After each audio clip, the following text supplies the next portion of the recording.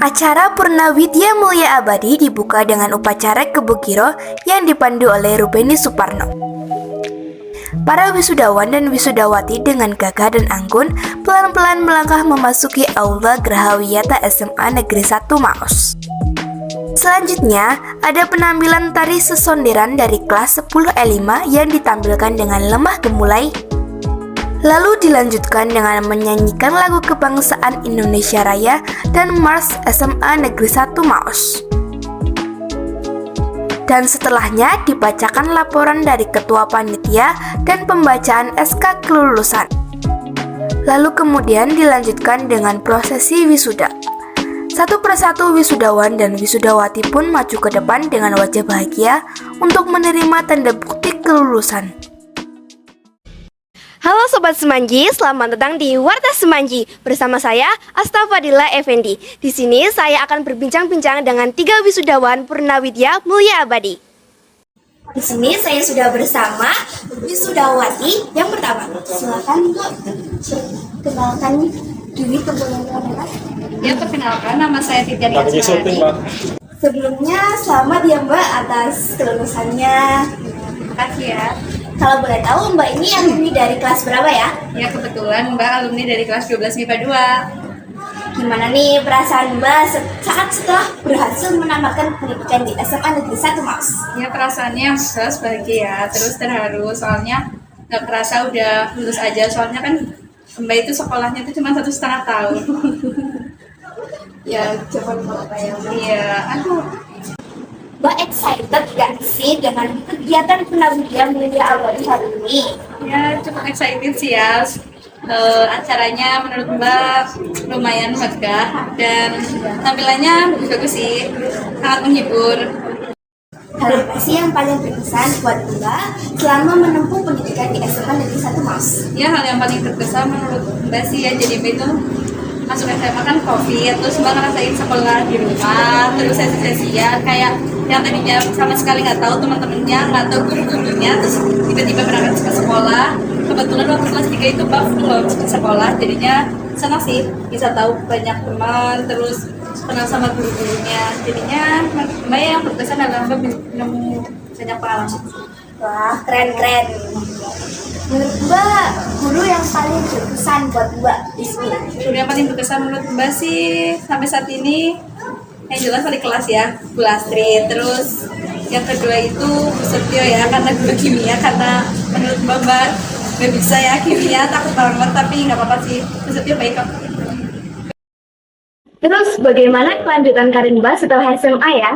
Ya, Mbak sih rencananya mau lanjutkan kuliah ya, terus rencananya Mbak mau ambil pendidikan matematika universitasnya 11 Maret, insya Allah. Terakhir, tolong berikan 3 kata buat adik-adik Mbak yang lagi menempuh pendidikan di SMA Negeri 1. Ya, buat adik-adik yang masih menempuh di SMA Negeri 1 Maos, 3 kata, semangat terus, sukses selalu ya. Silakan Mas, Halo, perkenalkan nama saya Edi Mitoma Ilianto. Mas Edi ini alumni dari kelas berapa ya? Kebetulan aku alumni dari kelas 12 MIPA 5. Gimana perasaan Mas setelah berhasil menamatkan pendidikan di SMA Negeri 1 Mas?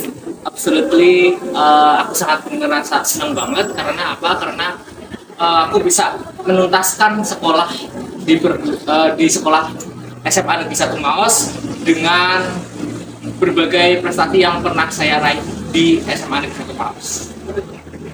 Mas excited nggak sih dengan acara Purnawidya Mulia Abadi hari ini? Pasti sangat excited karena apa? Karena ini merupakan perpisahan yang pertama kali saya alami karena dari SD, SMP nggak pernah yang ada namanya perpisahan. Nah, ini first time aku buat perpisahan. Jadi that's I feel very happy.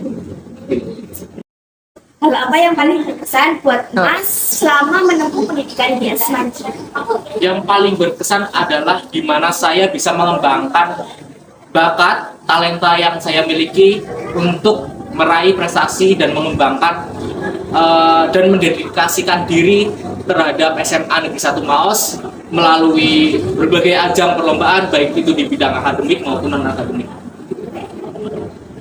Ada ada nggak sih guru yang paling berkesan buat Mas? Ada kelas ada dua sih sebenarnya. Yang pertama itu tentu wali kelas sendiri, Bu Miftah, merupakan wali kelas saat kelas 12. Beliau seperti layaknya ibu saya sendiri di sekolah.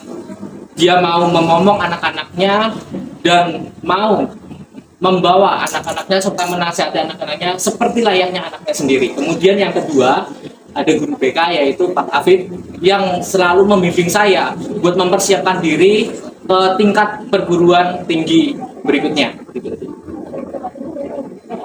Terus bagaimana kelanjutan karir Mas setelah menempuh SMA? Ya, kelanjutannya alhamdulillah sekarang aku udah diterima di Teknik Industri Universitas Gadjah Mada. Dan aku bangga banget karena apa? Ini merupakan kampus impian aku dari SD. Terus abis itu aku juga berencana buat kuliah ke luar negeri dan kampus impianku itu antara Stanford, MIT sama Harvard. Jadi ya hopefully semoga aku bisa meraih. Yang terakhir Mas, tolong berikan 3 kata buat adik-adik Mas di sini. Ya. 3 kata buat adik-adik kelas aku. Yang pertama adalah semangat. Perjalanan kalian itu masih panjang, belum ada di titik terakhir kalian.